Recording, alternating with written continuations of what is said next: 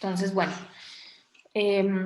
les decía, vamos a continuar con hortalizas y hablar un poquito de hierbas aromáticas, ¿no? Que también es muy bueno tener en nuestro huerto como una medida también de diversificar nuestros cultivos, y ya veremos que también las plantas aromáticas nos van a ser muy útiles, ¿no? A lo mejor no cocinamos tanto, pero si cocinan, pues con mucha más razón, pero también van a ser una parte fundamental para el control de plagas, ¿no? Entonces, bueno, vamos a hablar también de un poquito de las hierbas aromáticas.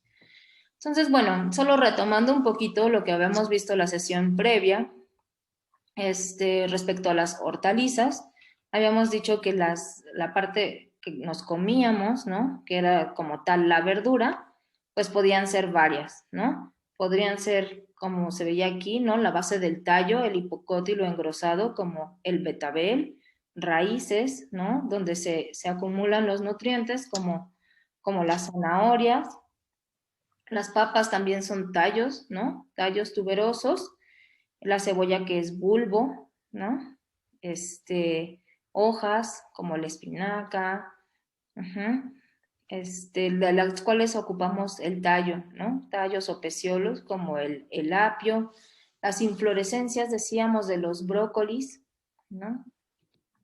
También tallo, espárrago, de la, digamos, como yema principal, hojas, la lechuga, yemas florales, la col de Bruselas.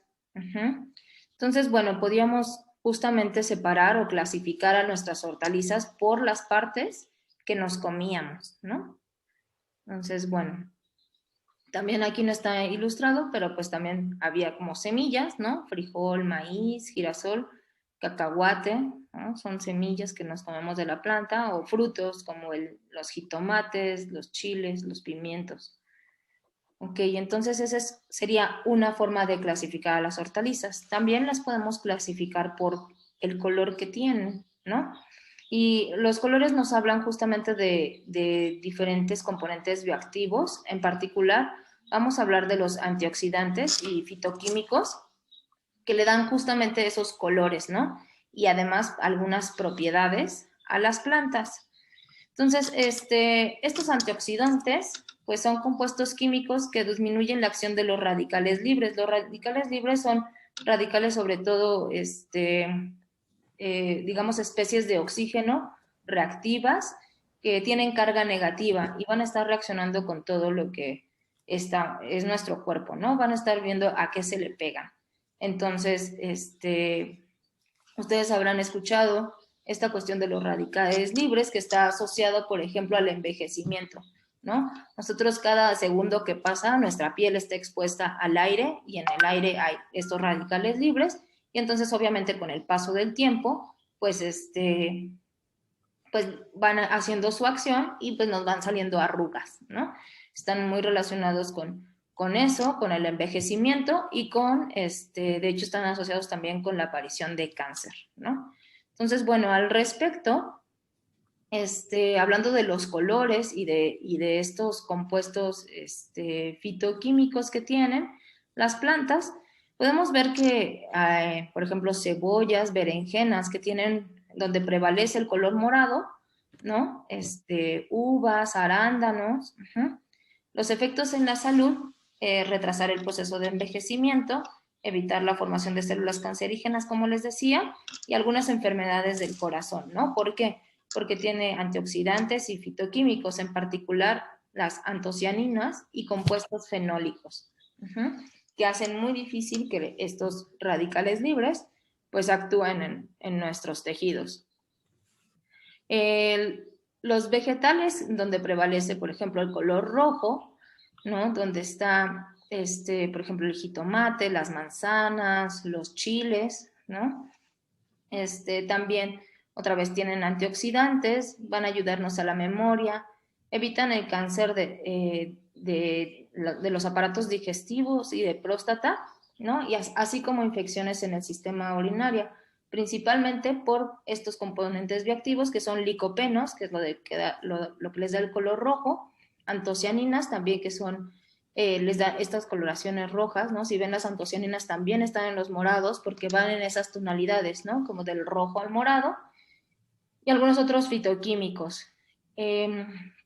Los vegetales donde el color que predomina es el blanco, como el ajo, las cebollas, ¿no? Las calabacitas.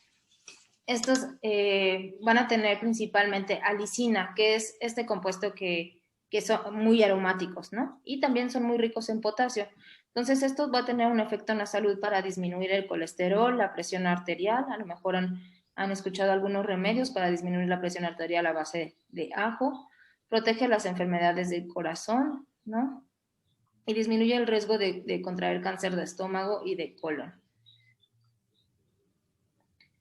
Por su parte, por ejemplo, los frutos y verduras que tienen el color naranja, amarillo, como la zanahoria, la papaya, ¿no? Algunas calabazas también, pues son ricos en betacarotenos y un precursor de la vitamina A, vitamina C, potasio, algunos flavonoides y otros antioxidantes.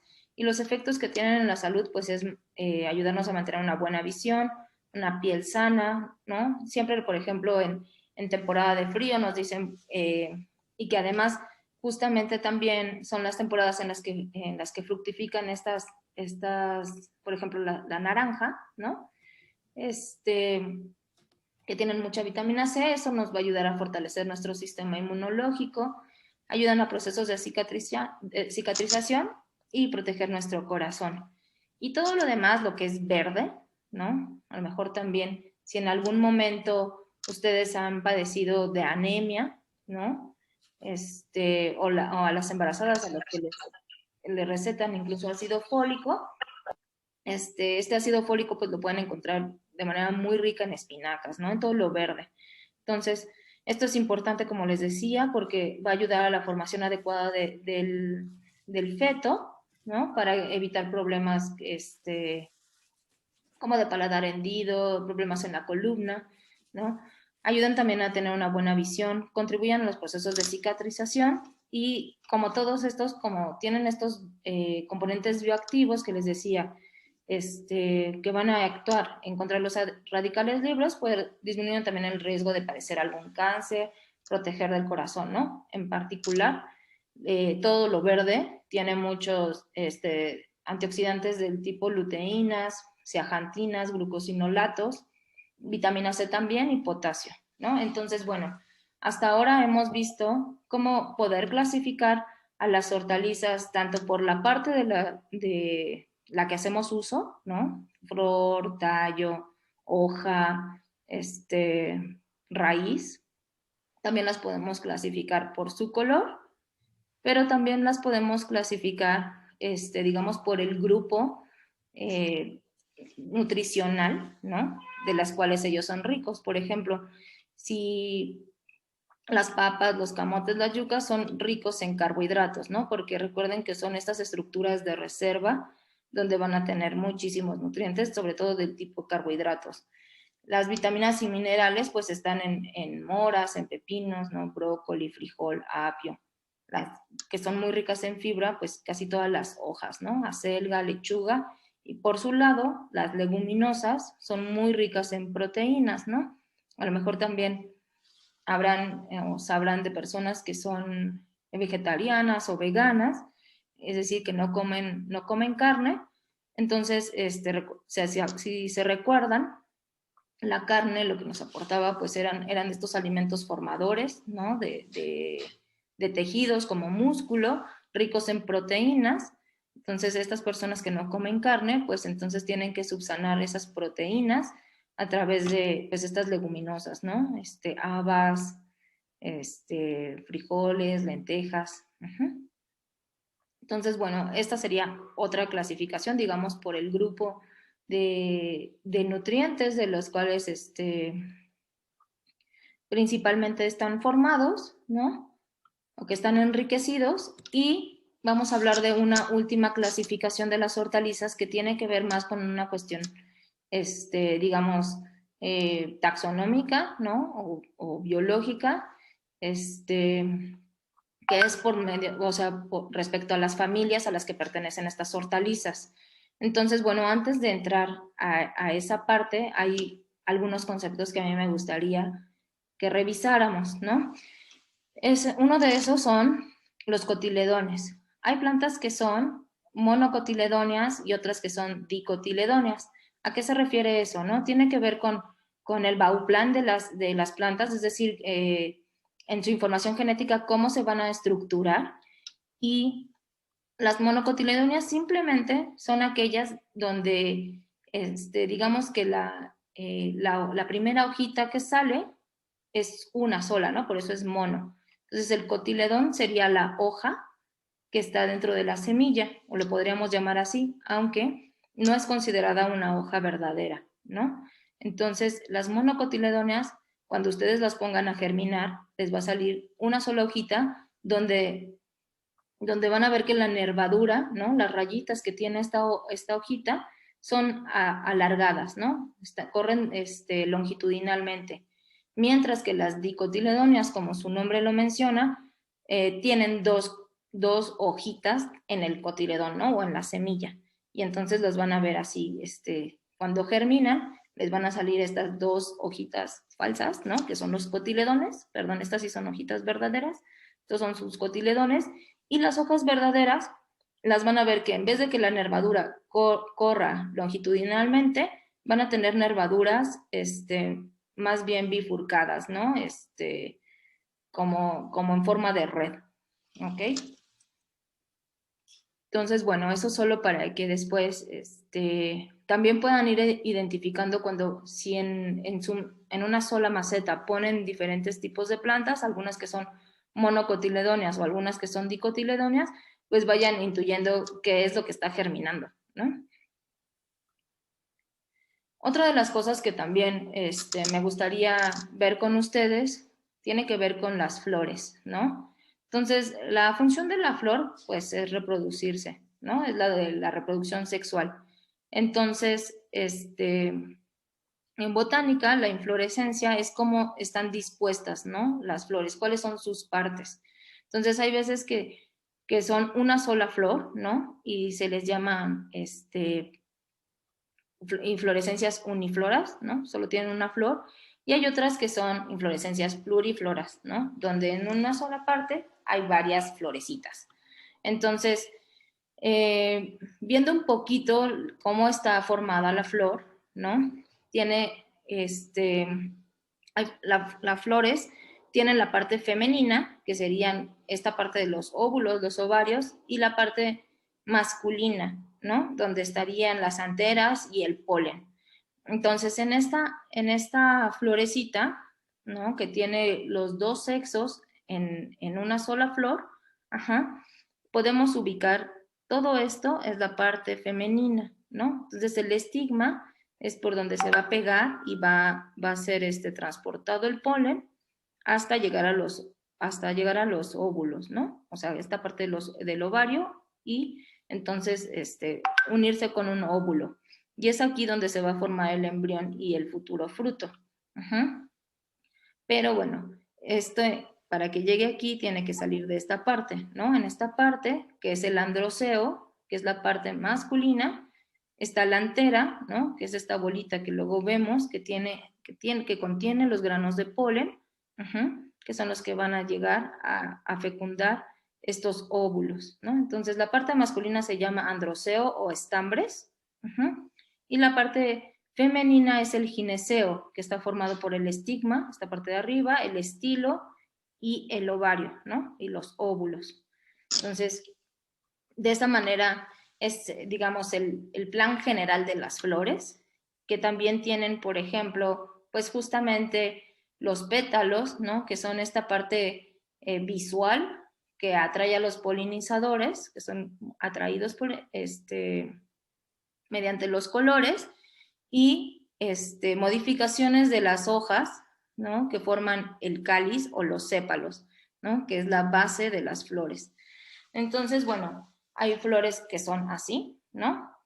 Unifloras, y las que son plurifloras. Eso quiere decir que en una sola base pues pueden salir varias florecitas, ¿no? Y pueden ser en forma de espiga, como en el caso del trigo, en forma de cima, el amento, ¿no? Muy característico de los amarantos, por ejemplo, en racimo, en umbela, como nos mostraba hace ratito, me parece Liz, su cebolla, son umbelas, ¿no? Son inflorescencias en umbela, pero hay diferentes disposiciones. Entonces, bueno, esos son dos conceptos que quería ver y otra con ustedes, ¿no? O sea, también respecto a las flores, ¿no? Hay plantas que, como les comentaba también la clase pasada, se pueden dividir en monoicas y dioicas. Esto tiene que ver con mono, uno, y ca, que es casa, ¿no? Entonces las plantas monoicas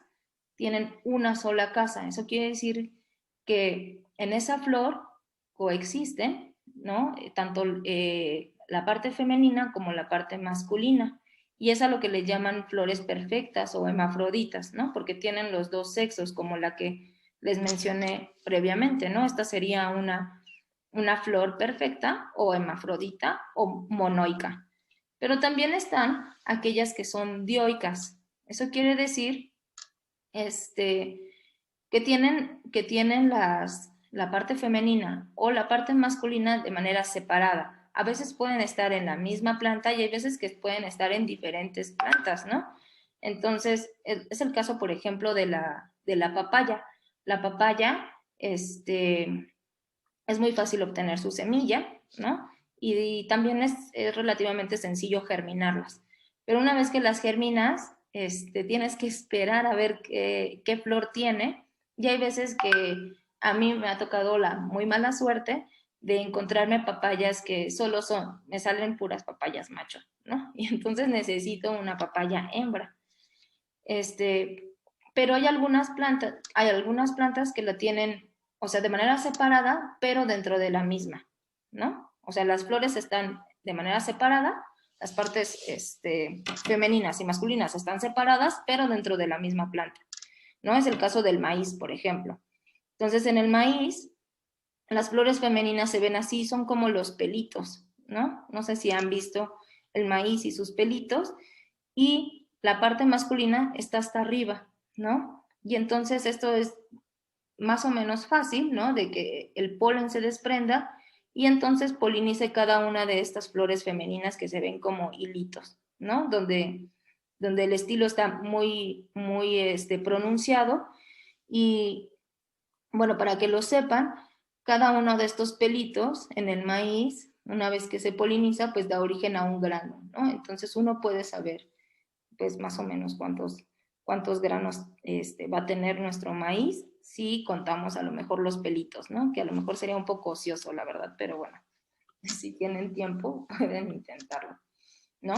Entonces, bueno, este tipo de plantas donde tienen las flores masculinas y femeninas separadas se les llaman dioicas, ¿no? O flores imperfectas o unisexuales, ¿no? Donde son dos casas o solo tienen un sexo, ¿no? Entonces, bueno, dicho eso, vamos a entrar justamente a la clasificación de las hortalizas por familias. Entonces, vamos a hablar de las familias más importantes de las hortalizas. Entonces, una de ellas es la familia Fabaceae o leguminosas, y se llaman así porque su fruto está en forma de legumbre como tal, ¿no? Entonces, las legumbres son estos frutos que están encerrados en vainas y que se abren, ¿no? Longitudinalmente en dos valvas. Esta familia Fabaceae es súper diversa, ¿no? De hecho, la tercera familia con más especies. La primera son la Asteraceae, que son las plantas compuestas, no sé si han oído hablar de esas, como el diente de león, ¿no? Son estas que tienen como florecitas con muchísimos pétalos. Esas son las flores, las plantas compuestas o asteráceas, que casi nadie les hace caso, pero son muy diversas, ¿no? Y que también son muy importantes en nuestros huertos. Y la segunda familia más diversa son las orquídeas, ¿no? Pero bueno, la tercera son las leguminosas o las fabáceas. Entonces, dentro de esta diversidad podemos encontrar árboles, arbustos, hierbas perennes, hierbas anuales, ¿no?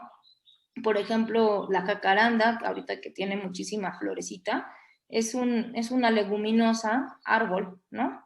Pero bueno, de las que nosotros vamos a poder cultivar en nuestro huerto, pues están justamente las habas, los frijoles, ¿no? Los chícharos, las lentejas, los garbanzos. Entonces, algo muy característico de esta familia, pues es que sus hojas son compuestas. Ajá. Les decía que todo esto es una hoja, ¿no? Que tiene 3 foliolos, 1, 2 y 3, ¿no? Y entonces vemos que esta es una hojita de frijol y entonces la van a identificar, ¿no? Porque está trifoliada. En este caso, por ejemplo, tiene muchísimos más foliolos, ¿no? Pero todo esto sería una hoja esta es jacaranda, ¿no? Entonces, bueno, les digo que es muy diversa, ¿no? Hay más o menos 730 géneros, 19.400 especies. Y, y recuerden que generan estas vainas, ¿no? O sea, sus frutos son legumbres. Entonces, de manera nutricional, por ejemplo, la OMS ha dicho que una porción recomendada es ingerir 3 tazas a la semana, ¿no? Para prevenir la obesidad y la diabetes tipo 2. Entonces, bueno, estas son las leguminosas, y algo muy importante de las leguminosas es que tienen una asociación, ¿no? Simbiótica, es decir, donde ambos se favorecen con bacterias, ¿no? Bacterias que viven en el suelo, principalmente del género Rhizobium. Entonces, estas plantitas, en sus raíces, forman nódulos, ¿no? Empiezan a secretar, tienen una comunicación con estas bacterias que están de vida libre en el suelo y empiezan a secretar algunas sustancias, ¿no? Que las llaman, se acercan estas bacterias y la raíz las envuelve, ¿no? Formando como este pelo radicular, formando un nódulo. Y entonces, ¿qué beneficio tiene la bacteria de estar aquí? Pues, además de protección, ¿no? Porque ya no está, digamos, expuesta a las intempestades del suelo tanto, ¿no? Está protegida. También recibe nutrientes de la planta, ¿no? Sobre todo productos de desecho como ácidos, ¿no? Ácidos orgánicos, y azúcares. Y lo que hace esta bacteria por la planta es que son capaces de tomar el nitrógeno atmosférico, el que está en el aire, y ponerlo en formas disponibles, ¿no? Para la planta. El nitrógeno que está en el aire, la planta no lo puede tomar y utilizar para formar tejidos, ¿no? Para formar hojitas, nada de eso, sino que necesita estar en ciertas formas, ¿no? Como forma de nitratos, ¿no? Entonces, esta bacteria del género Rhizobium puede hacer eso. Y bueno, sabemos que nitrógeno en el aire hay muchísimo, ¿no? La composición del aire en general más o menos es 70% nitrógeno, 20% oxígeno, y ya los otros son CO2, 2% CO2 y otros gases, ¿no? Argón, otros gases. Pero hay muchísimo nitrógeno en el ambiente que no puede ser utilizado por las plantas, nada más así, sino es a través de este tipo de bacterias, ¿no? Y es muy importante el nitrógeno. Ya vamos a ver cuando hablemos de nutrientes para las plantas.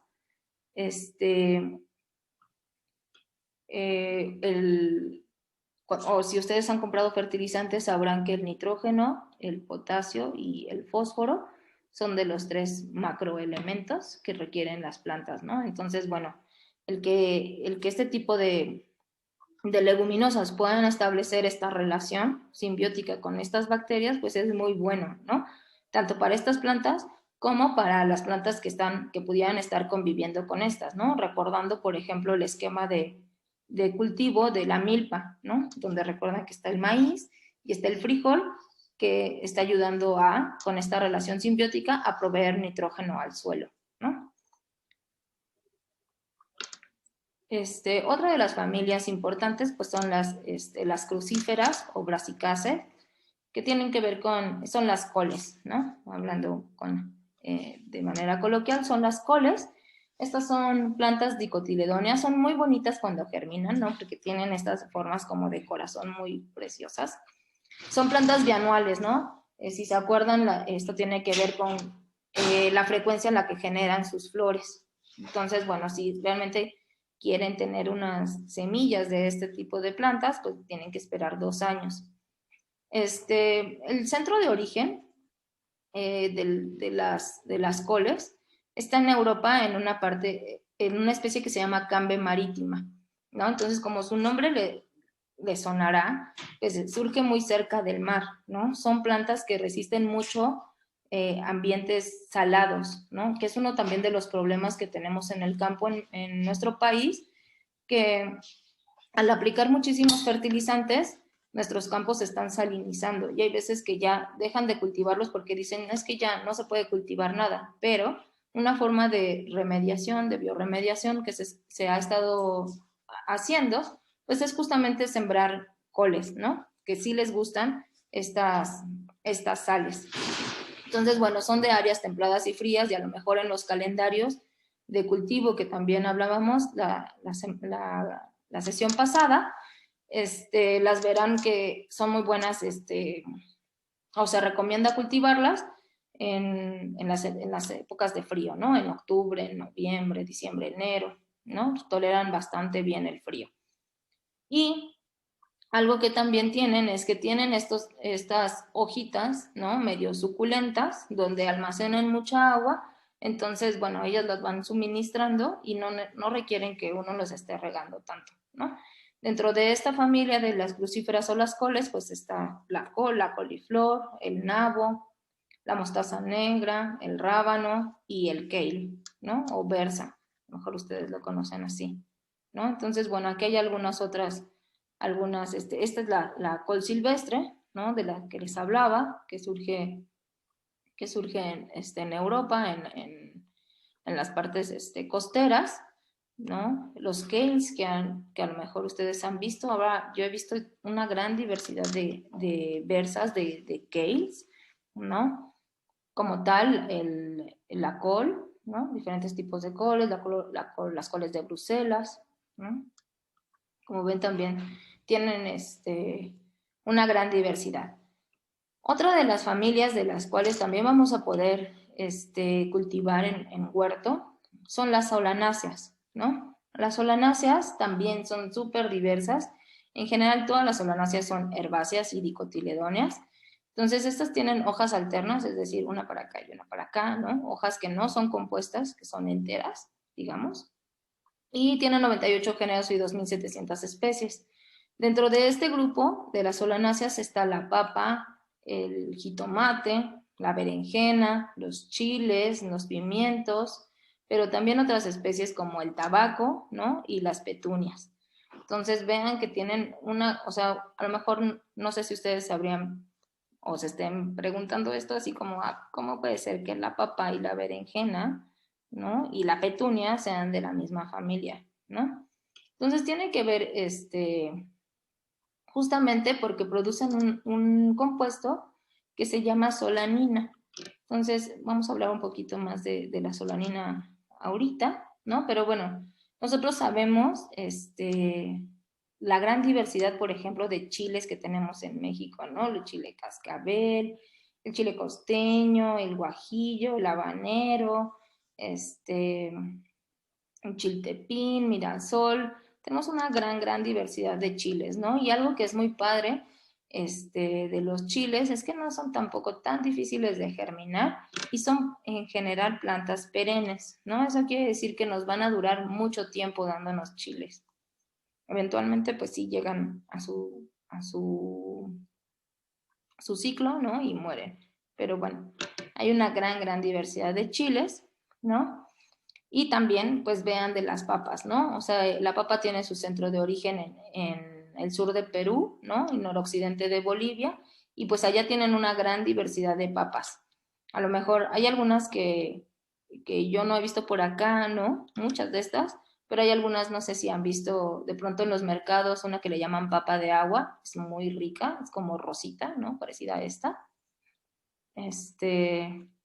Y son muy fáciles de que se den, ¿no? Ya decíamos, a lo mejor a todos nos ha pasado que dejamos una papa en el refri y ya les empieza a salir sus raíces, ¿no? Entonces son fáciles de propagar. Lo único que hay que tener mucho cuidado, por ejemplo, con las papas, es que estén siempre enterradas, ¿no? Porque en el momento en que se exponen tantito al sol, se empiezan a poner verdes. Y quizá a lo mejor ustedes, a todos también nos ha pasado, que compramos nuestras papas y tienen pedacitos verdes, ¿no? Eso quiere decir que se expusieron al sol, ¿no? O sea, esa parte verdecita empieza a fotosintetizar, porque recuerden que esto es tallo, ¿no? Entonces, el tallo va a fotosintetizar a menos que esté enterrado. Y lo malo de que esté verde, más allá de que pensemos que está inmaduro, que no es el caso, es que produce este compuesto solanina. La solanina, que se concentra en tallo y en hojas, pues es muy malo, ¿no? Es tóxico para nosotros, nos puede causar diarrea y vómito y en algunos casos sí es muy fea la intoxicación, ¿no? Incluso en las papas de comerciales, también a lo mejor si se fijan bien, hay veces que que se ven un poco verdes, ¿no? Y yo tengo, la verdad, un trauma con esta cuestión de las solaninas y las papas, porque pienso que, que esto puede pasar, ¿no? O sea, eventualmente, si ustedes han ido a algún campo de papas, yo estoy, por ejemplo, ahorita trabajando en un sitio en el Nevado de Toluca, donde cultivan papas. Y entonces cuando uno pasa por ahí, el suelo está súper, súper suelto, ¿no? Porque ya después cosechan las papas con un tractor, ¿no? Y entonces el tractor pasa con su garrita y saca las papas, ¿no? Entonces el suelo usualmente está muy suelto. Y si uno camina por ahí, es muy fácil que se empiecen a descubrir las papitas, ¿no? Quedan al descubierto, desde el sol se pongan verdes. Entonces yo pienso que la industria pues nunca pierde. Entonces, que ocupa este tipo de productos que, digamos, ya no son comestibles para el humano. Uh-huh. Y entonces yo pienso que los hacen harinas y lo ponen en alimento para perros, pero bueno, esa es mi idea. Y lo que sí se ha visto es que puede causar cáncer, ¿no? Entonces, bueno, solo tengan cuidado con sus papas, que siempre estén cubiertas para que no se les vayan a poner verde. También ese es como un poco el fundamento de los germinados, ¿no? O sea, los germinados seguramente nunca van a encontrar un germinado de papa o un germinado de jitomate, ¿no? Que esté a la venta por esto mismo, ¿no? Porque como pertenecen a esta familia Solanaceae, producen solaninas en todas sus partes verdes y estos son compuestos tóxicos, ¿no? Entonces es importante, hay veces que de pronto pensamos que nos podemos comer todas sus partes y no necesariamente, ¿no? Dentro de esta, ¿sí? Ahí con respecto a, a las papas, entonces, con tantito que se ponga verde, ¿ya no la debemos de comer o la podemos sembrar? La puedes sembrar y ya las papas que se generen aquí, ¿no? Las papitas que se vayan generando, esas las puedes comer porque no van a estar verdes. Si tuviste la muy mala suerte de que ya es tu última papa y la querías comer, pues te recomiendo que le quites esta parte verde, ¿no? O sea, esta parte y te comas solo Ah, lo que no está verde, ¿no? como si Pero, estuviera algo echado a perder, lo retiras. exacto, porque es que es tóxico, ¿no? Ok. A veces cuando se parten las papas tienen como un halo adentro. ¿Eso qué es? ¿Cómo? ¿Algo verde? No, cuando partes la papa a la mitad a veces tiene como un halo adentro, como un círculo adentro del... Ah, ya. No, no tiene nada de malo. Lo que pasa es como que es el centro, ¿no? Y lo que o sea, las papas, pues son cúmulos de almidón y donde se van acumulando, pues va del centro hacia afuera. Y por eso a lo mejor ves el halo, pero no tiene, o sea, no es ni semilla ni nada, ¿no? Ok, muchas gracias. Simplemente digamos como que es que va creciendo la vesícula de almacenamiento de todo el almidón, ¿no? Los carbohidratos que tiene esta papita. Dentro de esta misma familia, ¿no? Las solanáceas, pues hay especies medicinales y venenosas. Y bueno, nosotros no es un taller de herbolaria, ¿no? Pero, bueno, también sabrán que, digamos, todas las plantas medicinales tienen sus dosis y si no conocemos esas dosis, pues pueden ser venenosas, ¿no? Tal es el caso, por ejemplo, de las daturas, ¿no? Que son estas, ¿no? El toloache, la belladona, las mandrágoras, incluso estos, ¿no? Los floripondios. Entonces, que para la gente que sabe de esta situación, pues pueden tal vez manejarlo, pero bueno, para los que no sabemos mucho, pues mejor un poco alejarnos de estas plantas, ¿no? Incluso, por ejemplo, el floripondio, no sé si los hayan visto, hay muchos de pronto en las casas, ¿no? Aquí por mi casa hay muchos de los amarillos, ¿no? Que tienen esta florecita tipo campanita y que siempre están como caídas.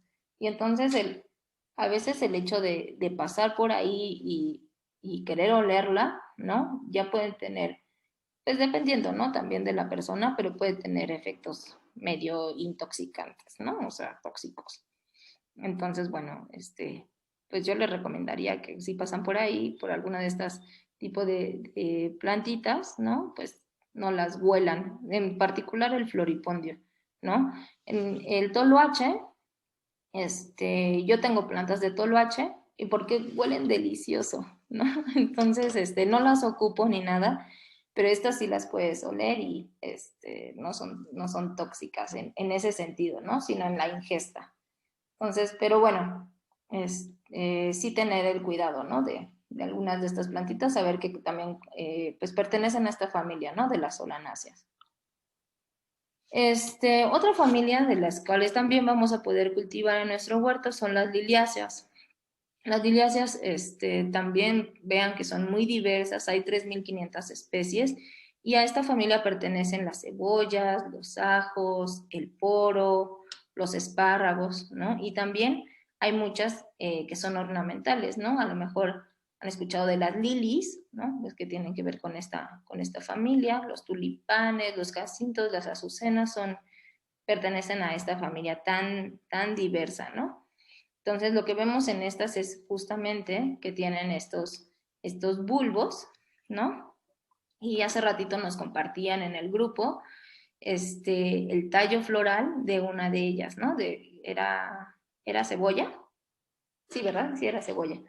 Entonces se ven así, ¿no? Recuerden, son estas inflorescencias, ¿no? Que parten a partir de un solo tallito y entonces cada una de estas, pues, está cerrada la florecita, ¿no? Y eventualmente va a abrir y esta inflorescencia pues es umbela, del tipo de las formas de umbela, ¿no? Estos serían los bulbos comestibles, es decir, si no queremos que nos dé, que nos dé semilla, ajá, entonces lo que hay que hacer es el trenzado o amarre de estos tallos, ¿no? Para que empiece a acumular toda la energía en esta parte, ¿no? En la parte de los bulbos. Entonces, bueno, hay de diferentes colores, como ustedes a lo mejor ya han visto u ocupan, ¿no? Cebollas amarillas, las que son blancas, las rojas, las moradas. Estas son inflorescencias igual de tipo umbela, ¿no? En los ajos. Son muy, muy hermosas. Esperemos que del esqueje que están haciendo los que decidieron hacerlo con ajo, pues puedan tener esta experiencia, ¿no? De ver esta inflorescencia. Entonces, bueno, igual, ¿no? Hay de diferentes tipos, o sea, cebollas, cebollines, cebolletas, ¿no? Todos forman sus bulbos.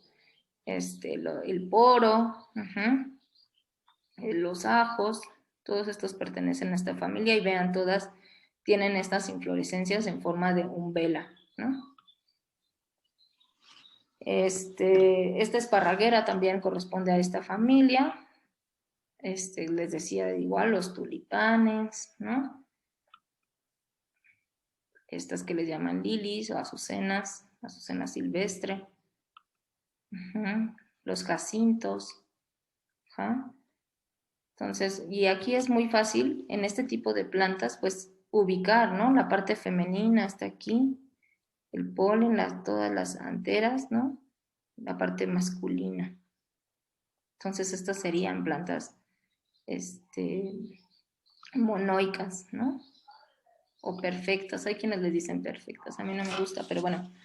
Dentro de esta misma familia, pues están algunos géneros de importancia médica, ¿no? Por ejemplo, el veratrum, que es el hebro, o estas otras que son las flores del cólico, que le llaman colquico, donde se saca la colchicina. No sé si les suene esta colchicina o la hayan escuchado recientemente.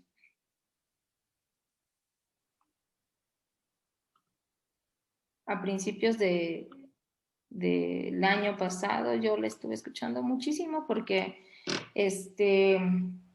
no se utiliza para tratar la gota, ¿no? Es como este compuesto, la colchicina, es un muy buen antiinflamatorio y a principios cuando empezó la pandemia del COVID, pues mucha gente del sur global, sobre todo en América Latina, ¿no? Tipo Argentina, empezaron a hacer algunos estudios con esta planta para probarla como antiinflamatorio y veían que se disminuían pues mucho los síntomas, ¿no? Ya ven que al principio la gente es justo que experimenta COVID, se le sube mucho la temperatura, ¿no? Tienen fiebre y entonces hay veces que se bajaba la temperatura con aspirina, que está súper contraindicado, ¿no? Para esto, pero bueno, ya luego vieron que solo paracetamol, pero bueno, al ser también tiene propiedades antiinflamatorias, pues ayudaba muchísimo con los síntomas, ¿no?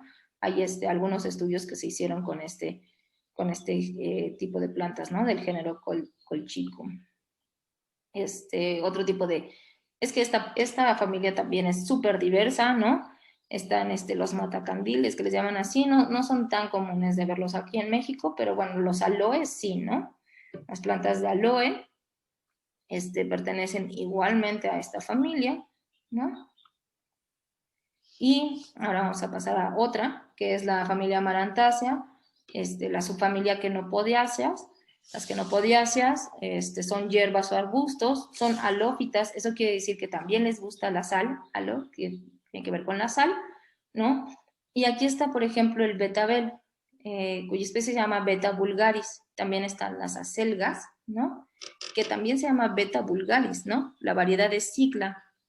Y entonces, no sé si ustedes, por ejemplo, pero creo que no está como muy extendida esta práctica de que nos comamos las hojas del betabel como nos comemos las acelgas, ¿no? Pues al final, de hecho, son la misma especie, ¿no? Sí, sí, Ángeles. Mi abuelita, fíjate que la pedía mucho la hoja de betabel para hacer mole verde, no sé por qué. Sí. Le hacían una mezcla de hierbas y en esas le echaban las hojas del betabel. Sí, sí, sí. Sí, es que el mole verde tiene muchas recetas, ¿no? Pero también la hoja de rábano, ¿no? La hoja del rábano también. O sea, es que esas hojas nosotros no nos las comemos, ¿no? Pero son muy ricas y la verdad es que también le dan colorcito a nuestras ensaladas. Entonces, bueno, yo pues les motivo a que las coman, ¿no? Y que vean que de hecho son de la misma familia, de la misma especie. Entonces, bueno, también ahora está muy padre que hay muchas variedades de acelga, ¿no? Acelgas de colores, que, bueno, para luego los niños que no les gusta mucho comer ensaladas, ver así los colores, sí, así les llama la atención, ¿no? Entonces, a mí sí me gusta cultivar estas acelgas de colores. Dentro de esta misma familia, pues están las espinacas, el amaranto, los guauzontles, los quelites, ¿no? Que hablábamos de estas especies que hemos olvidado y que yo también ya me olvidé de pasarles el recetario, pero ya lo voy a escanear. El epazote, ¿no? Todos pertenecen a esta misma familia. Entonces, bueno, esta es el betabel, beta vulgaris, ¿no? Y entonces están las diferentes partes. De las quenopodiáceas, esta es como la estructura floral, ¿no? Son muy bonitas flores también. Y bueno, lo que vemos aquí, por ejemplo, es que no nos comemos los frutos. Vean, los frutos son estos. Lo que nos comemos es la raíz. Entonces, otra vez aquí se muestran, esta es la estructura de la típica de las quenopodeáceas, ¿no? Así de en 5, con sus estambres. Tienen esta forma, ¿no? Incluso las de amaranto, que son inflorescencias súper pequeñas, todas tienen esta forma, ¿no? Flores de betabel, hojas de acelga, ¿no? ¿Cómo se ve cuando generan las semillas también para que ustedes las vayan identificando, ¿no? Son como ramificaciones súper extensas, ¿no? Como lo hacen el amaranto. No sé si han tenido oportunidad de ver un amaranto en florescencia, ¿no? Y las inflorescencias, de hecho, cuando se polinizan, ¿no? Pues también se les llaman infrutescencias, pero bueno. Del género Chenopodium, ¿no? Los quelites cenizos, a lo mejor han visto este tipo de plantas y luego los quitan, pero bueno, son súper nutritivos, ¿no? Los guanzontles también forman parte de esta familia. Este género Disfania, ¿quién me dice quién es este género? ¿Qué planta es?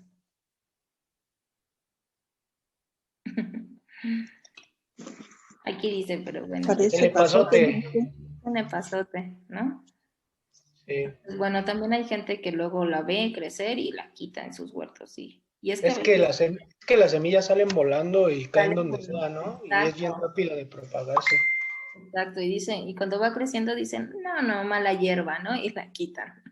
Entonces, bueno, ya vamos a hablar también un poquito de asociaciones, ¿no? La espinaca, decíamos, también es de esta familia, ¿no? De las quenopodáceas, se llama Spinacia oleracea. ¿Cómo son las inflorescencias de la espinaca? Mejor les ha tocado ver, ¿no? Vean qué bonitas son. Creo que ya estamos terminando. Esta es otra familia, la familia Apiaceae, ¿no? Donde está el apio, la zanahoria, el perejil, la chiribía. La chiribía no sé si la conocen, pero es como una zanahoria blanca, ¿no?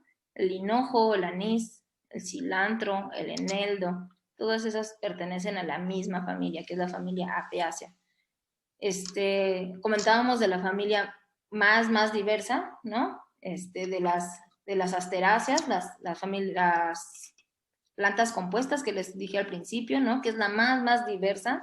Entonces, bueno, de esa no podríamos terminar, pero bueno, ahí, como les decía, está el diente de león. Van a ver sus florecitas, son inflorescencias con muchísimos petalitos, ¿no? Ahí están pues las lechugas, las alcachofas, la manzanilla, súper diversa, ¿no? Esta familia, la familia Asteraceae. La familia Cucurbitácea, ¿sí?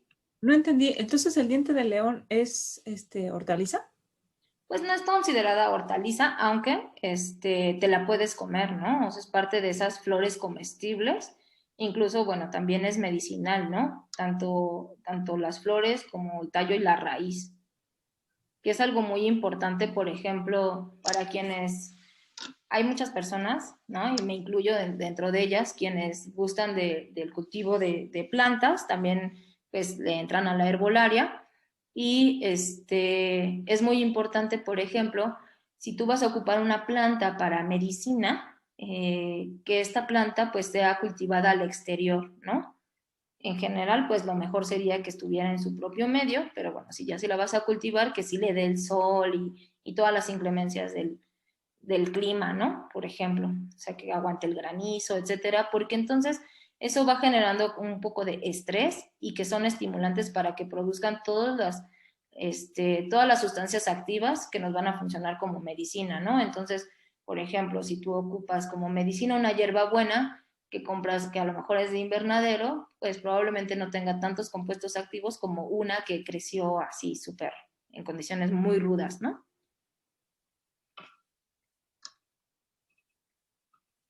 Pero Entonces, ¿cómo le haces, por ejemplo, si el diente de león te lo encuentras en la calle, seguro lo orinó un perrito claro, y esa agua le entró en las sí, células?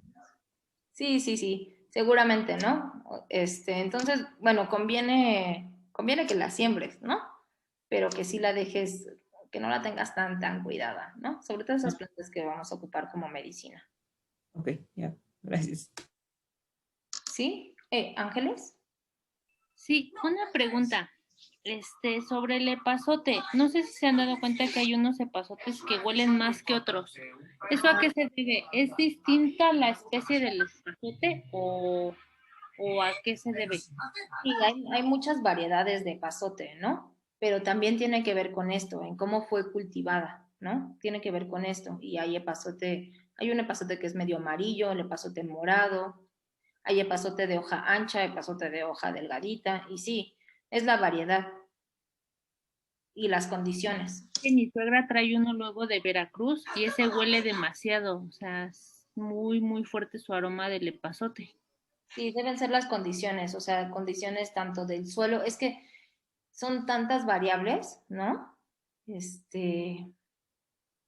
Que bueno.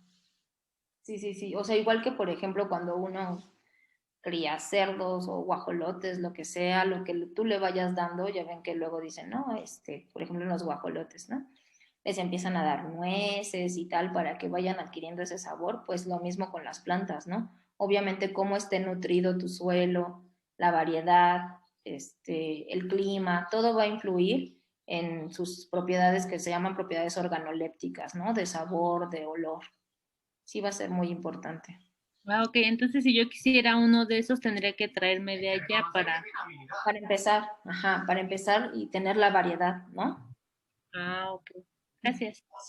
La puedes reproducir así, ¿no? Como por esqueje. El epazote es muy fácil también de reproducir así, ¿no? Pones la ramita, una ramita que tenga buena estructura, ¿no? Un tallo gordito, que no esté quebrado y lo pones en agua. Ok, gracias. No, Entonces, ya hablamos, las cucurbitáceas. Ay, es una familia también muy diversa, ¿no? Y en estas encontramos cucurbitas, las calabazas, las calabacitas, el calabacín, la sandía, el melón, el pepino. Y entonces luego, por ejemplo, no sé si esté por acá Jen, pero me decía, mira, me salieron unas hojitas, ¿no? Y entonces uno ve y ve que tienen la típica hoja de cucurbita, ¿no? De cucurbitácea. Y entonces le digo a Jen, pues, no, era Liz. Digo, pues no lo sé, la verdad. ¿Será melón o será sandía o será pepino, calabaza? ¿No? De pronto hay que esperar porque luego la flor es muy parecida, la hoja, ¿no? Entonces, bueno, hay veces que nos sale en la composta y no sabemos. Ahí sí aplica, no sé si de ahí deriva la canción con será melón o sandía, pero pues es que no se pueden a veces reconocer, ¿no? Entonces, bueno, esas también, para que sepan o que si no se imaginaban, ¿no? Que las calabazas son primas del melón, ¿no? También ¿no? Este género lufa, que es de la familia Cucurbitácea, de la cual se obtiene, por ejemplo, el zacate, ¿no?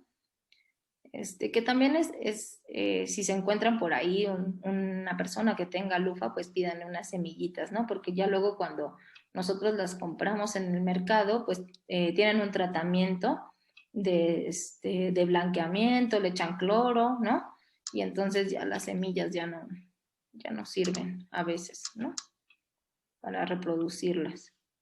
Entonces, bueno, ¿por qué va a ser importante, ¿no? Todo este rollo que les di de las familias, un poco para identificarlas, ¿no? ¿Quién es primo de quién? Un poco también para conocer, obviamente, plantas que pertenecen a la misma familia probablemente tengan los mismos hábitos. Hábitos me refiero a que si son herbáceas, si son rastreras, como enredaderas, ¿no? Por ejemplo, la calabaza, ¿no? La calabaza tiene esa forma rastrera, igual el pepino, igual el melón. Entonces, como que para que uno se vaya imaginando también el espacio, ¿no? Donde las va a poner, qué cosas tendría que hacer, ¿no? Si poner algún tipo de guías, ¿no? Etcétera. Un poco eso, ¿no?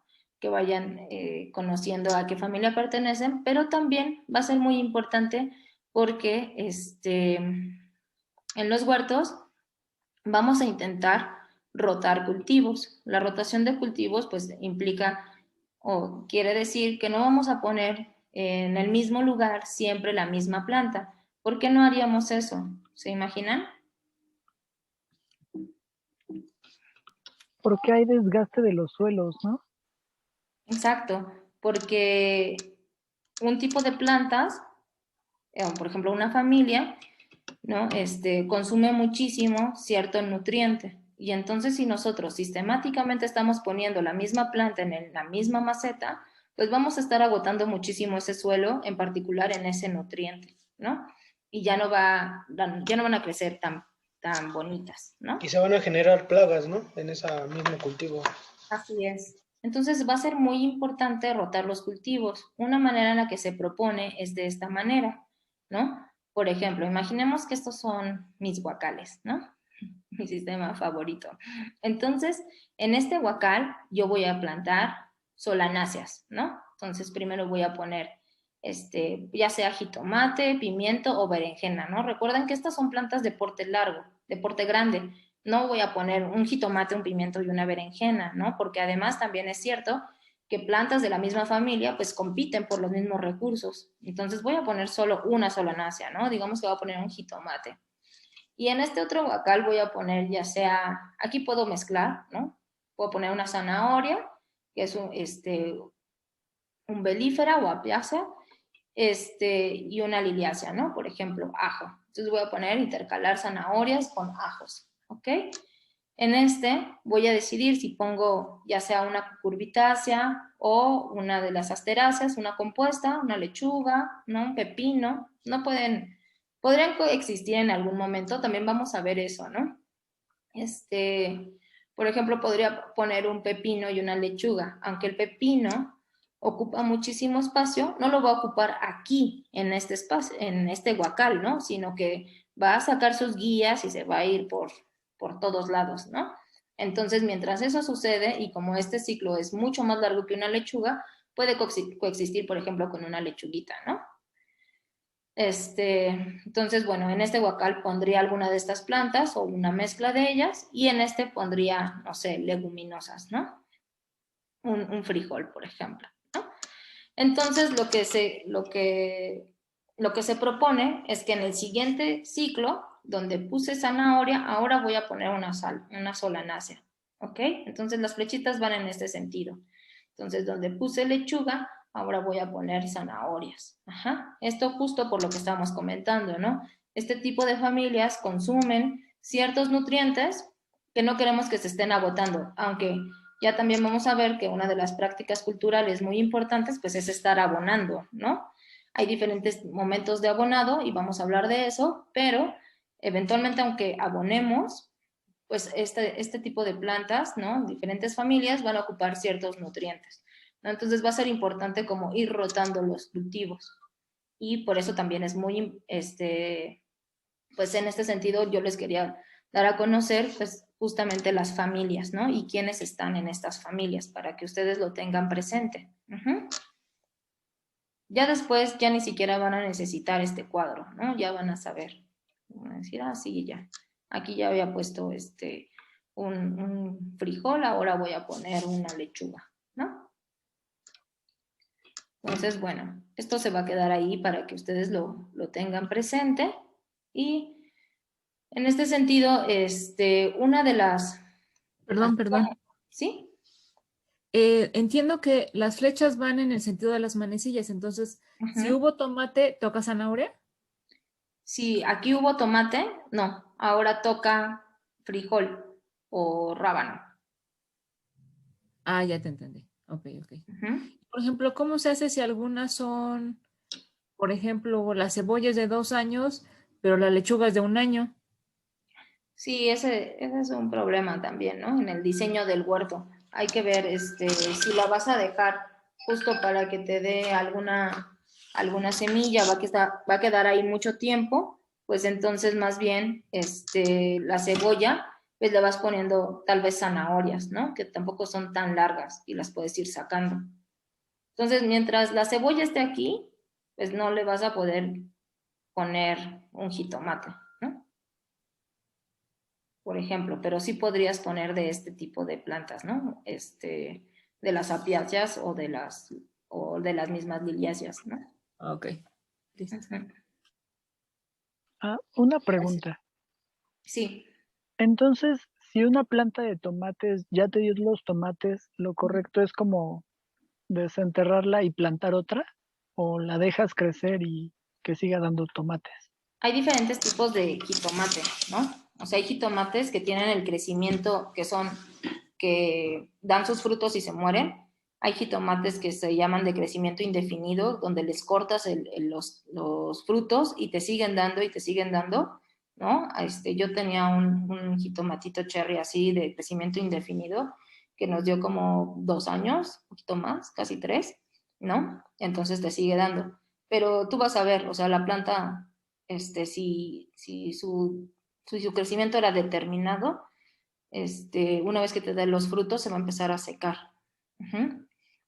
Entonces, lo correcto pues es sacarla de raíz y pues eso echarla a la composta, ¿no? Y sembrar, poner a germinar una nueva semillita y entonces la vas a poner en este tipo de huacal, ¿no? Donde antes hubo zanahoria. A lo mejor ustedes han visto en las recomendaciones de cultivo de los sobrecitos estos que venden en el súper, ¿no? Que hay plantas que, por ejemplo, dicen, no les gusta un suelo recién abonado, ¿no? Y hay algunas que dicen incluso que las germines o así con una capa de humus, ¿no? Eso también es importante ver, porque hay plantas que justamente les gustan, por ejemplo, a los frijoles no les gustan los suelos como recién abonados, ¿no? Entonces ponerla en una maceta, en un huacal donde antes hubo un jitomate que tiene muy altos requerimientos de nutrientes, pues le va a caer bien a este frijol estar en esta maceta o huacal. Uh-huh. Ok, ok, gracias. Y porque recuerden que además, por ejemplo, los frijoles, ¿no? Todas las leguminosas tienen esta asociación, ¿no? Con las bacterias que hablábamos. Entonces, no importa que este suelo ya esté medio gastadón, ¿no? Porque ellos con esta simbiosis van a empezar a nutrir nuevamente este suelo. Hay muchísima teoría detrás de esta rotación, ¿no? Pero digamos que de manera sencilla, o sea, creo que va un poquito más para acá. Tiene que ver un poco con justo cómo adquieren los nutrientes, ¿no? Y la competencia que puede haber dentro de las familias. Entonces, por ejemplo, plantas que son muy, muy exigentes en nutrientes son las papas, las calabazas, los jitomates, los pimientos, berenjenas, melones, pepinos. Y si ven, todas estas son cucurbitáceas, ¿no? Calabazas, melones, pepinos, sandías. Tomates y papas son solanáceas, pimientos, ¿no? Entonces, vayan un poco relacionando las plantitas y sus familias para después ver cómo las van a ir ubicando y rotando, ¿no? Medianamente exigentes en nutrientes, pues acelgas, lechugas, ¿no? Zanahorias, betabeles. Poco exigentes, como decíamos, después de haber puesto un jitomate, pues a lo mejor pongo un frijol, porque es muy poco exigente en nutrientes, ¿no? Los ajos, las cebollas, la soya, la lenteja. Y hay algunos otros que de hecho son, como decíamos, mejoradores de suelos, ¿no? ¿Por qué? Porque tienen esas asociaciones con bacterias, uh-huh, que van a ayudar a incorporar nutrientes al suelo, que son todas las leguminosas, los tréboles, ¿no? Si les llegan a salir tréboles en sus macetas, no los quiten, por favor, les va a hacer muy bien, ¿no? A sus cultivos, ¿no? Entonces, bueno, me parece que la siguiente sesión Alan va a hablar un poco más de los tipos de agricultura urbana y va a retomar esta parte del metro cuadrado, ¿no? Pero el metro cuadrado es una de las técnicas en donde como su nombre lo dice, en un metro cuadrado se establecen cuadros, ¿no? De 30 por 30, y entonces se ponen, por ejemplo, aquí solo acelgas, ¿no? Aquí una berenjena. De este lado donde pueden establecer guías, pues ponen todas las que son de esta forma, ¿no? Que tienen portes altos como el jitomate, ¿no? Como los chiles. Y entonces, pero bueno, creo que Alan les va a hablar un poquito más de esto y de la disposición, ¿no? Saber cuánto sol requieren. Esto va a ser muy importante. Y en esto sí vamos a ir avanzando. Ahorita les voy a decir cómo. Recuerdan que les dije que pensaran un poquito en qué les gusta comer y qué podrían ir, ustedes qué podrían sembrar, ¿no? Entonces ahorita les voy a decir cuál es la tarea. Y bueno, para terminar con las familias, ¿no? La familia Lamiaceae contiene un buen, ¿no? de especies que son aromáticas, ¿no? Dentro de esta familia está la albahaca, la hierbabuena, la menta, el orégano, el romero, el tomillo. Hay veces que, por ejemplo, no sé, la hojita se confunde mucho entre la hierba y la menta, pero la menta tiene el tallito morado, ¿no? Entonces, bueno, ¿por qué decíamos que es importante también tener esto? Una parte, pues, es justo como especias, ¿no? Para la cocina, platitas como el orégano, la menta, el jengibre, el ajo, el tomillo, clavo no vamos a poder sembrar, ¿no? Pero bueno, hierbabuena, cúrcuma también si podríamos, la pimienta negra no, es un árbol, la canela tampoco, ¿no? Es corteza, pero romero sí. Entonces, bueno, esto además de que le va a dar sabor a nuestra comida, pues también, como mencionábamos, también funcionan como medicina, ¿no? O sea, por ejemplo, el orégano alivia dolores estomacales, igual que la hierbabuena, ¿no? El tomillo es digestivo, el romero es súper bueno, ¿no? Para quienes tienen migraña y para evitar la caída del cabello. Ya vamos a hablar de cómo podríamos incorporar el romero en otro tipo de productos, ¿no? Como shampoo, por ejemplo. Entonces, bueno, ustedes pueden como explorar un poquito más esta tablita, ¿no? El jengibre, ¿no? Que es súper bueno para el sistema ahora que estamos en esta temporada de COVID para fortalecer nuestro sistema inmune. Y no sé, ¿algunos de ustedes tienen aquí plantitas aromáticas en sus casas? Sé que Nancy sí. No, yo Sí, no. sí, tenemos.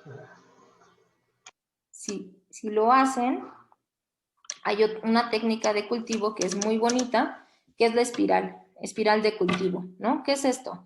Es un método que nos va a permitir cultivar algunas plantas con diferentes necesidades ambientales de luz y agua, ¿no? Entonces, lo que consiste de esto es crear microambientes, ¿no? Microclimas y aprovechar la luz. O sea, si uno pone una plantita aquí, le va a dar la sombra a la que está atrás, ¿no? Hay que ver por dónde sale el sol en nuestras casas, por dónde se mete, poner a las plantas que requieren más sol justamente en esa orientación, ¿no? Del oriente al poniente para que les dé la mayor parte del tiempo ese sol. Entonces vayan un poco explorando sus espacios, ver de dónde sale el sol, dónde se mete, ¿ok? Porque entonces de ahí va a depender un poco también el éxito que vayan a tener con sus plantitas, ¿no? Entonces, bueno, si ustedes tienen varias, tienen muchas, podrían intentar hacer esta espiral de cultivo, ¿no? Que la pueden hacer, por ejemplo, con ladrillos o con piedras. Aquí está con vidrio, ¿no? Recipientes de vidrio, si tienen espacio, si tienen suelo. Y si no, tratar un poco de ponerlas como en esta disposición les va a ir mucho mejor, ¿no? Entonces, por ejemplo, hay plantas que les gusta muchísimo el sol, ¿no? Como el romero, el orégano, la lavanda, pero hay algunas que a lo mejor ustedes irán viendo que les gusta más el agua y no les gusta tanto el sol, ¿no? Como la menta, la albahaca, el perejil, que si están como a pleno sol, se les van a empezar a apachurrar, sobre todo ahora que hace muchísimo calor, ¿no? Entonces, esta es una propuesta, ¿no? De cómo podrían hacer, y es una técnica de permacultura, ¿no? De diseño, para aprovechar justamente esos microclimas, ¿no? Generar asociaciones favorables, es decir, las que les gusta más el calor, que estén mucho más expuestas, mientras que las que no, pues no. Incluso aquí, por ejemplo, ponen una mini fuente, ¿no? O una pequeña. Yo he visto que hay personas que los hacen con una charolita, ¿no? Entonces, ahí ponen un poco de agua y pueden cultivar, incluso berros, ¿no?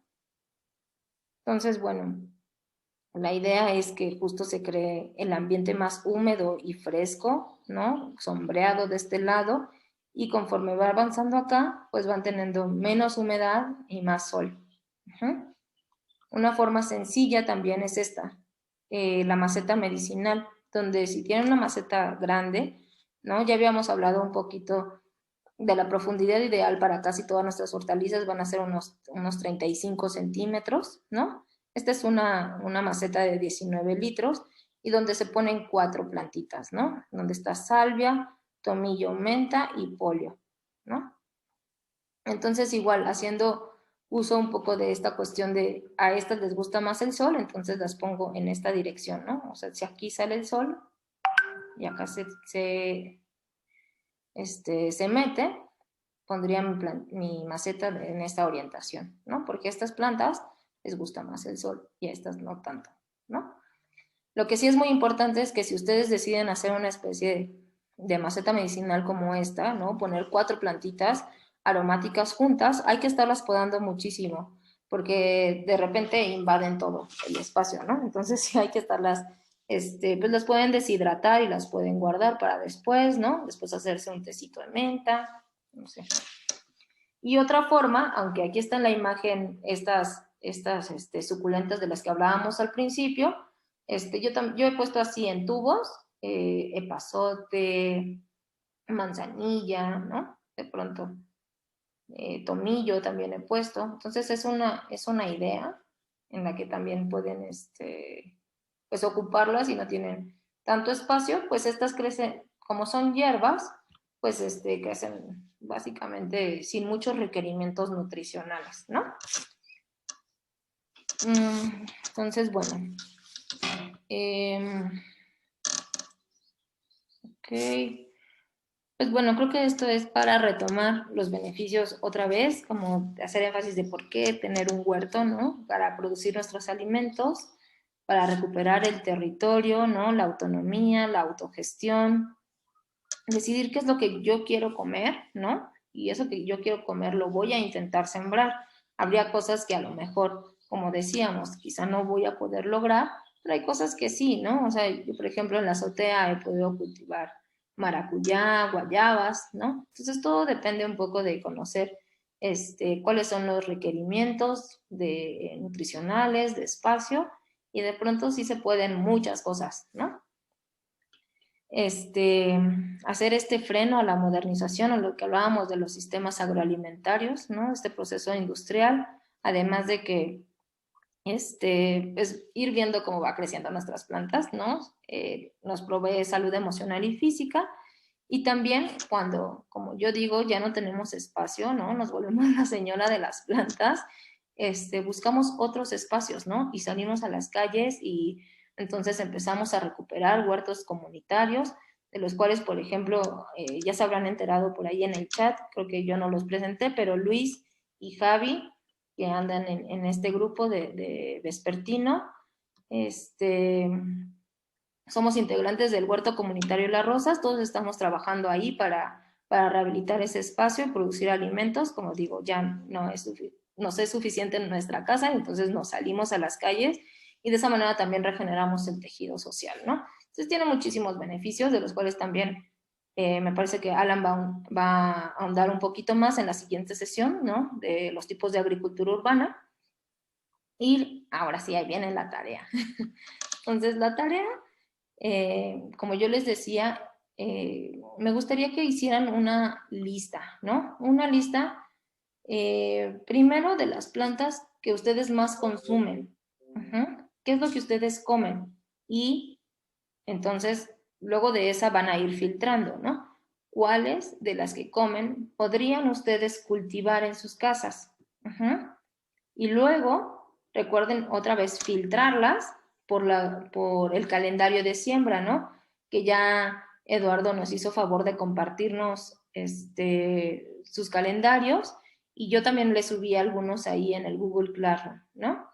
Para que vean, de acuerdo al mes, ahorita abril, qué se recomienda, ¿no? Sembrar. Entonces, bueno, a lo mejor habrá algunas cosas que ustedes consuman que no están en ninguno de estos dos, ¿no? Pero entonces investiguen cuándo sería la temporada de siembra y de pronto también la pueden cultivar, ¿no?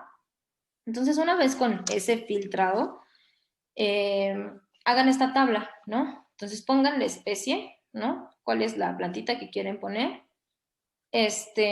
Aquí van a llenar si se reproduce de manera vegetativa, principalmente o no.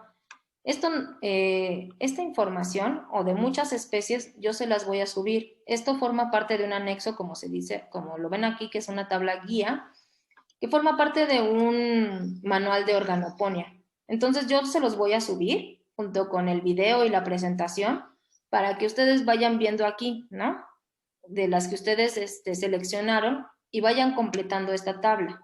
Si hay alguna que ustedes pues, quieren cultivar y no está dentro de este listado, ¿no? Aquí obviamente yo lo corté, ¿no? Son como 2 o 3 hojitas donde vienen varios, y ustedes identifiquen las que ustedes quieran, ¿no? Pero si no están, pues entonces sí hay que investigarlo, ¿no? No es muy difícil, ¿no? Hay que googlear y ya. Ver que algunas referencias correspondan, 2 o 3 personas digan lo mismo, entonces, bueno, ya tal vez les creemos, ¿no? Entonces van a ver justo si se reproducen vegetativamente, por ejemplo, el ajo, ¿no? Como veíamos, el ajo es una de estas especies que son bianuales, ¿no? Vamos a verla aquí.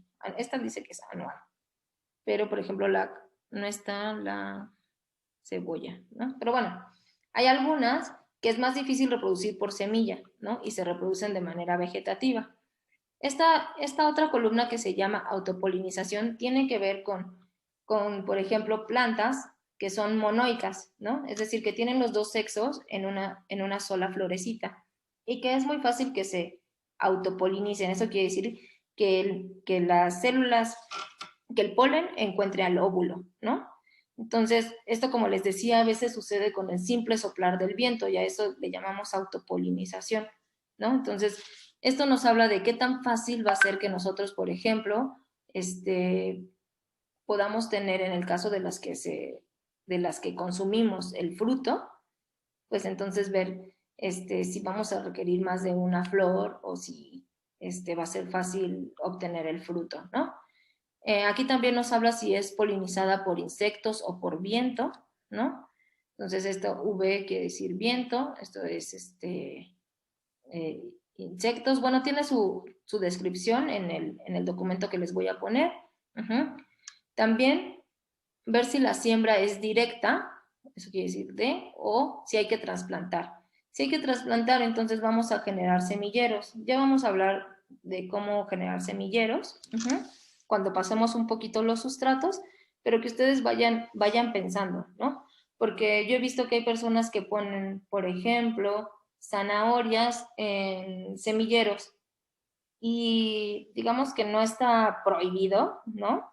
Pero es mejor la zanahoria ponerla en siembra directa, porque después si la pasamos de semillero a digamos, allá nuestra maceta definitiva, a veces este tipo de especies no soportan el trasplante o a veces crecen como deformes. A mí no me importa, la verdad, si mi zanahoria crece deforme, pero hay personas que sí, ¿no? Entonces, bueno, hay que saber un poquito cuáles son las recomendaciones, si es siembra directa o indirecta. También, como les mencionaba, tener en cuenta cuántos días va a tardar en germinar, ¿no? Y no desesperarme, tener un poco ese lapso de tiempo, considerarlo, ¿no? Y también otro que habíamos hablado, que es el marco de plantación, ¿recuerdan? Es decir, la distancia que debe de haber entre una planta y otra de la misma especie. No tiene que ver con que haya otra, ¿no? Por ejemplo, la avena tiene que haber solo 5 centímetros entre planta y planta, ¿no? Pero una selga tiene que haber de 25 a 30 centímetros. Y es el caso, por ejemplo, de una compañera que me mandó una fotografía donde afortunadamente le germinaron las 3 lechuguitas en una maceta, pero eventualmente va a tener que quitar 2 de ellas, ¿no? Porque en esa maceta solo puede caber una para que de verdad, pues desarrollen, ¿no? Entonces, tengan eso. Ver dónde lo vamos a ubicar dentro de nuestro huerto, ¿no? En nuestro balcón, en nuestra azotea, siempre hay lugares donde les da más la luz o les da más la sombra, y si siempre le da el sol, pues entonces a lo mejor habría que considerar ponerle algún tipo de techito o malla, ¿no? Si son especies que les gusta más la sombra. Entonces, ver esos requerimientos, qué tanto las vamos a regar, ¿no? Esto es un poco para ir planeando, ¿no? ¿Dónde las voy a poner? ¿Cuál sería la frecuencia de riego?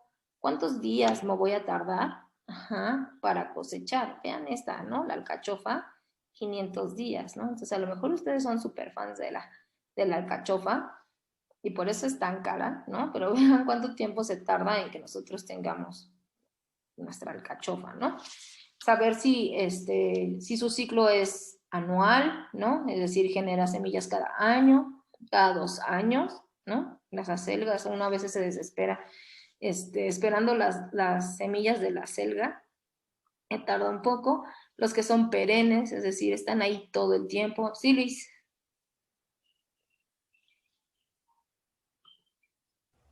Pero, disculpa, Karen, una pregunta. Cuando ponen las semillas en almácigo, para que empiecen a germinar, ¿se tiene que dejar primero en oscuridad o se puede dejar ahí, por ejemplo, en un invernadero o no hay tanto problema en eso? Hay gente que es muy estricta y dice que sí hay que dejarlas en la oscuridad. Sí. A mí no me importa, la verdad. Si tienes un invernadero, pues está súper bueno porque se controla un poquito más como las condiciones del clima. Yo las dejaría así tal cual desde afuera, desde el principio, sobre todo si son las primeras plantas que tú vas a poner, ¿no? O sea, si no tienes mucha experiencia germinando, y si no vas a estar tan al pendiente de cuándo empieza a brotar, yo las dejaría de entrada así, pues que les dé la luz, ¿no? Porque lo que te puede pasar es que se te pueden alargar. Y entonces dices, tenía que dejarlas 3 días en la sombra y luego ya las tenía que sacar, y se te pasa y se te alargan, y luego esas plantas son muy difíciles de recuperar. Sí se pueden en algunos casos, pero luego forman tallos tan delgaditos que ya, híjole, ya no se pueden trasplantar. Entonces conviene mejor que desde el principio. De hecho están en la oscuridad, ¿no? Porque nosotros las vamos a enterrar. Ya vamos a hablar, pero la semilla hay que ponerla más o menos a una profundidad de 3 veces su tamaño, ¿no? Entonces hay que enterrarla más o menos 3 veces su tamaño y ponerle suelo, ¿no? Tierrita encima. Entonces ya están en la oscuridad, en realidad, ¿no? Ok, sí, porque me acuerdo, bueno, hace tiempo, ¿no? Que con Mauricio se hizo el ejercicio de, bueno, en poner a los almácigos, sí, las semillas, y los dejé ahí como 4 días, pero algunos sí, no se dieron, se alargó más de lo normal y pues ya no, se podría decir que pues se desecharon, ¿no? Las raíces. exacto. Ajá. Sí, Pero sí, pues bueno, esta ocasión pues ya, si se hace un ejercicio o algo, pues ya, ahí las dejaré en el invernadero mejor. sí, te recomiendo. Sí. Dejarlas Ah, qué así. bueno. Sí. Entonces, bueno, eso y saber su ciclo, esto de la siembra, ¿no? Que podemos corroborar con los calendarios de siembra, y finalmente las familias, ¿no? Porque esto nos va a ayudar como justamente a irlas, como identificando, ¿no?